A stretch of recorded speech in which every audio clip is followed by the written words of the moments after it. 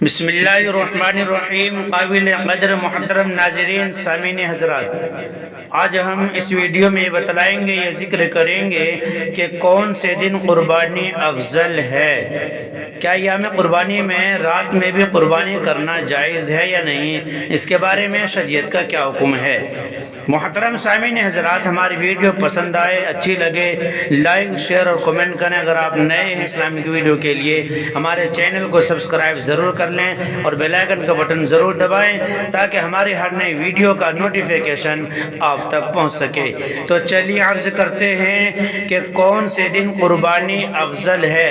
محترم سامعین حضرات، 10 ذی الحجہ کو قربانی کرنا سب سے افضل ہے، اس کے بعد 11 اور 12 ذی الحجہ کا درجہ ہے۔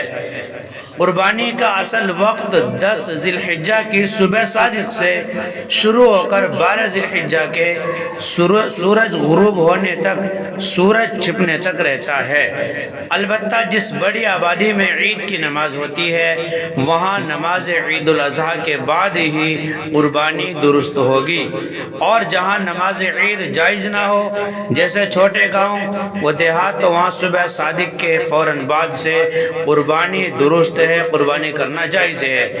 اسی طریقے سے ایام قربانی میں رات میں قربانی کرنا بھی بکراہت معتبر ہے، لیکن روشنی وغیرہ کا اچھا انتظام رکھیں، ایسا نہ ہو کہ اندھیرے کی وجہ سے ذبح میں کمی رہ جائے۔ محترم سامعین حضرات، اگر ہماری ویڈیو پسند آئے، لائک شیئر اور کمنٹ کریں۔ اگر آپ نئے اسلام کی ویڈیو کے لیے ہمارے چینل کو سبسکرائب ضرور کر لیں اور بیل آئیکن کا بٹن ضرور دبائیں تاکہ ہماری ہر نئی ویڈیو کا نوٹیفیکیشن آپ تک پہنچ سکے۔